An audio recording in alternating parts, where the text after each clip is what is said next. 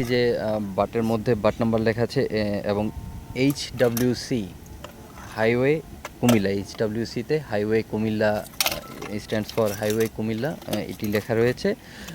সে সে থেকে আমরা বুঝতে পেরেছি যে এটি হাইওয়ে থানারই হারানো একটি অস্ত্র।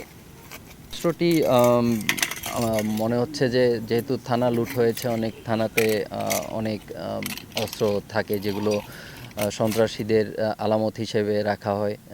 সেই অস্ত্রের যে কোনো একটি অস্ত্র হতে পারে বলে আমার ধারণা। অনেকক্ষণ আগে থেকেই এই অপারেশনটি পরিচালনা করছি। মোটামুটি ২-৩ ঘন্টার মতো সময় হয়েছে। আমরা একটি অথেন্টিক ইনফরমেশনের বেসিসে আমরা এই লাজোর এলাকায় একটি জায়গাতে বিয়েবাড়ির পাশে একটি নর্দমার মধ্যে আমরা খুঁজেছি যে অস্ত্র এখানে আছে বলে আমাদের কাছে একটি ইন্টেলিজেন্স তথ্য ছিল।